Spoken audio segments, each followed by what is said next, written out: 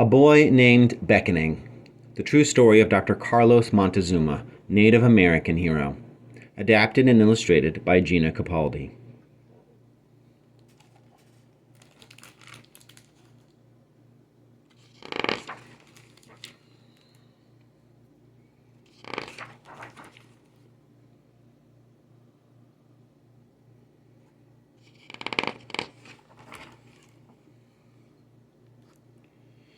October 7th, 1905, Professor H. W. Holmes, Smithsonian Institute, Washington, D.C. My dear friend, I know that you are gathering information on me and what befell my people. I am, therefore, delighted to answer your questions. I hope that what I write will add knowledge and acceptance and understanding for all. I am a full-blooded American Indian, born in 1866 near Fish Canyon Creek in the Arizona Territory. Until the time I was 5 years old, I was called Wasaja, which means beckoning.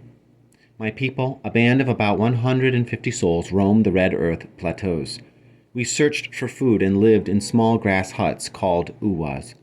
Life was safe and simple in my grandfather's day. It was deadly and dangerous in mine, for we had many enemies. The Awful Night at Iron Peak Plateau, October 1871. In the month when the shadows run long, my father and the other men rode away toward the rising sun to make peace with the U.S. Army. That evening I lay snugly between my mother, 2 sisters, and infant brother. When it turned midnight, we were awakened by the sound of gunshots. There were screams everywhere. My mother and sisters ran for their lives. I scrambled under a clump of bushes and waited for the terror to end. But the full moon rose over the peaks, and its bright light revealed my hiding place. A strange man spotted me. He snatched me up by the arm and bound me with rope. I stood terrified and watched my village burn. Before that horrible night, I had never seen a horse, nor had I ever seen a dead person. That night I saw both. That night I cried.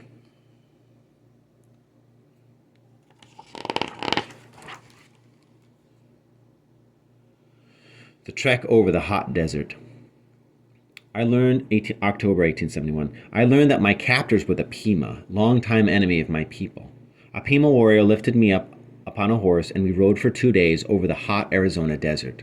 When we reached their village, I was given pumpkin, corn, and horse meat to eat, but I could not stomach these. Perhaps it was because I had never tasted these foods before.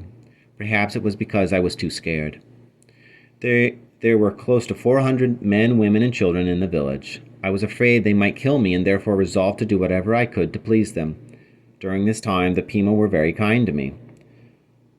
On the 3rd day of my captivity, I saw several Pima pointing at me. Some laughed. Others looked sad when my eyes met theirs. My captors painted their faces and began their war dance.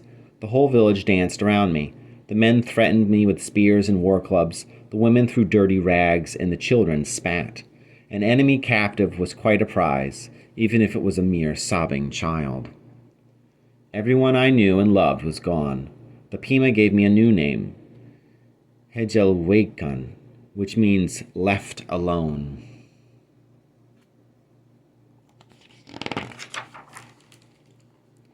The Storeroom, mid-November 1871. After a week with the Pima, I was taken away to be sold as a slave. We stopped at a house where I was led into a dark storeroom. There was a boy in the room the same size as myself. His eyes would not leave mine. When I kicked my foot up, he did the same. I raised my arm, and he followed. I turned my head, and his gaze stayed on me. I made a face, and he imitated the move. I was so angry at this boy that I jumped up ready to fight. In that very moment, he disappeared. Years later, I realized the boy who had mimicked me was a mirror, a true reflection of me.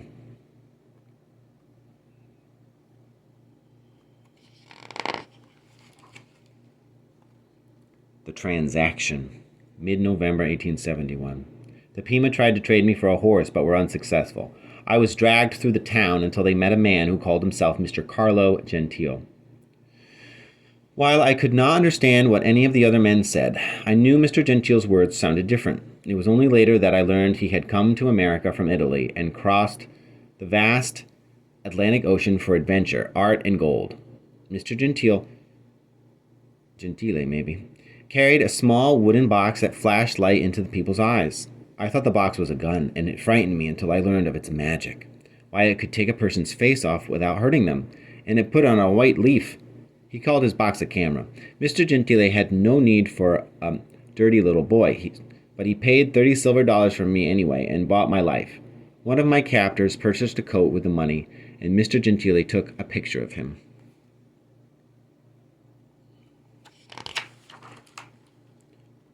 Comforted to some degree, mid-November 1871. Mr. Gentile's first challenge as my new parent was to feed me. I grabbed some meat, but quickly dropped it because of the taste of onion. Next I was given beans. I nibbled on them for a bit. They were good. Then I dipped my hands into the bowl and carried a handful of beans to my mouth. Before I finished, I was covered from head to toe in beans. The next morning, Mr. Gentile dunked me into the town well and gave me a bath. Then he cut my long hair and fitted me for shoes, socks, long shirts, and pants. I was becoming civilized. I cried all the time, and Mr. Gentile tried to comfort me. He heard a man who owned 2 young Indian girls and thought it might help if I visited them. We traveled 50 miles, 80 kilometers, in a horse and wagon to meet with the girls. They waited for us in front of a white farmhouse. Both wore colored dresses and sunbonnets, and I did not recognize them, but they shouted my name, Wasaja! Behold, they were my 2 sisters. I will never forget that day. We held hands and talked about the nice things we received, but thoughts of our parents and our being prisoners never forever crushed our spirits. Mr. Gentile took a picture of us. After 2 or 3 more visits, we left my sisters behind, and I never saw them again.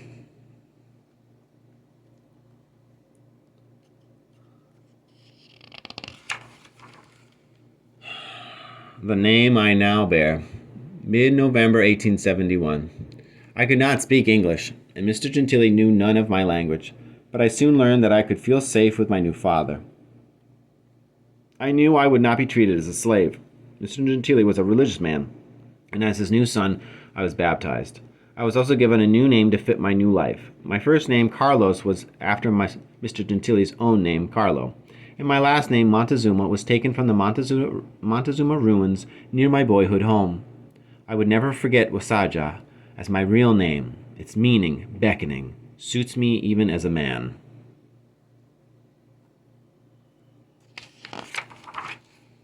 Iron horses. Mr. Gentile, the rest of 1871 and into 1872. Mr. Gentile's vagabond heart searched for new places to visit. He spoke of an iron horse that would take us anywhere we wanted. We stood on a wooden platform and waited for the iron horse to arrive.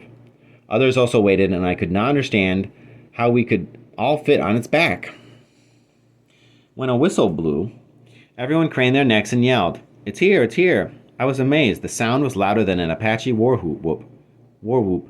I had never seen a horse like this. It looked like a large arm pulling wheels that spat out hot, curling, dark smoke. I knew that nothing living was that strong, and this great monster must eat horses to move as it did.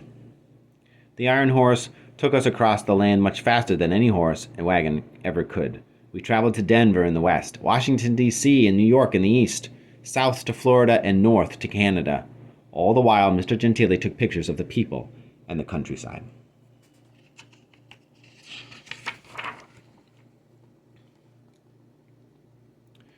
Buffalo Bill's Wild West Show, November 1872. In the midst of our travels, we stopped in Chicago. Mr. Gentile had the good fortune of meeting the legendary scouts of the American West, Buffalo Bill Cody and Texas Jack. These men were hired to act in the stage production, The Scouts of the Prairie, and Red Deviltry as It Is. Being the only native around, I was hired. I quickly became the young Apache captive, Azteca, child of Cochise. It was my job to race through the aisles and threaten another actor with my arrows and shouts. My performance delighted the crowds. It was standing room only at the Opera House. Mr. Gentile was hired to take souvenir pictures, or carte de visite, for everyone. After 3 weeks, we left the famous scouts and other actors behind. Mr. Gentile was sure new adventures awaited us. Circumstances cast my lot in Eastern civilization. Settling down in 1872. I had grown comfortable with my new father. In many ways, we were both strangers in this land. Mr. Gentili found that all the traveling was hard on me. After almost a year together, we settled in Chicago. It was there that I enrolled in my first public school. From time to time, Mr. Gentili would leave me behind with friends while he continued on his trips. He was a photographer, after all, and he needed to take pictures that would sell in his photo art studio. Nevertheless, his friends were kind and took great care of me. I made friends of my own. I also found a job as a newsboy. Early on Sunday mornings, I was to separate and deliver two newspapers, the Times and the Tribune. Because I was not able to read, I couldn't tell the difference between the two papers, so my friends would help. From our early morning jobs, my friends and I would walk to Sunday school. It was difficult for me to understand what was preached, for I had not yet mastered the white man's tongue. But the music moved me. I looked forward to each meeting just to hear the people sing.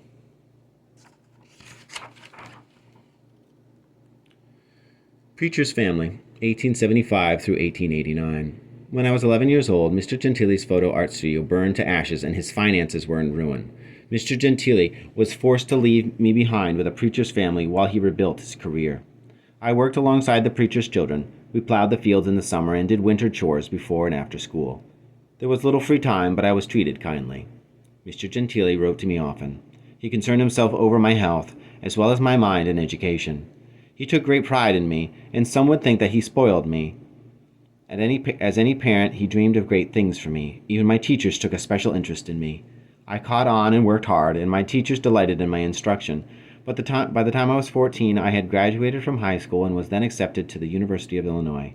Chemistry was my specialty, and I did well enough to graduate from the university at 17. I was soon accepted at the Chicago Medical College. Through scholarships paid for my schooling, I needed money to live, so I swept floors and washed windows for warm meals and a bed at night. In the summer, I followed the plow. After 5 years, I finally became a doctor.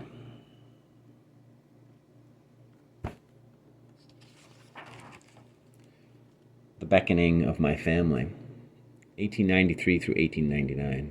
While I worked as a doctor, I began to search in my lost family. I learned that when my sisters were still young, they were taken to Sonora, Mexico. They grew up and eventually married and had children of their own. Both my sisters died before I had a chance to see them again. I found their children and formed close bonds with them instead.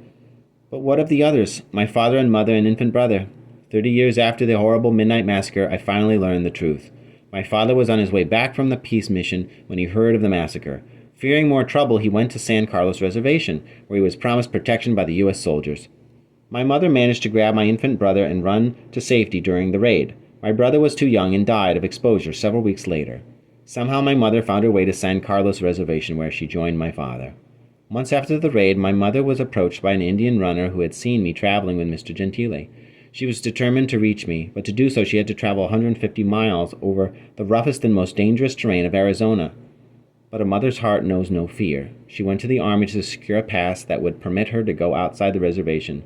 They refused, but my mother left anyway. Her body was found in a rugged canyon with a bullet from a Fort Apache scout. My father was broken-hearted, and when he learned of her death, he lived at San Carlos Reservation until he died of a fever.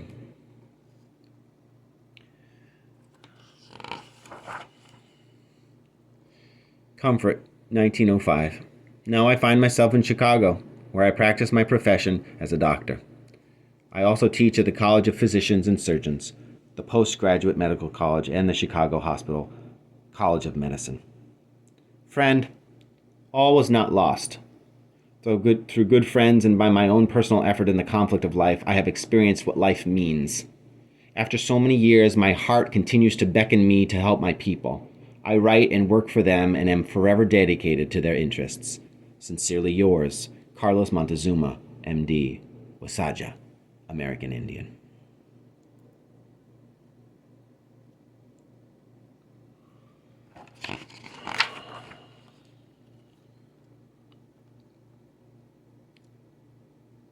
What can I get is a fatal question for a man. The true query of a man, even one who would get much, is, what can I give?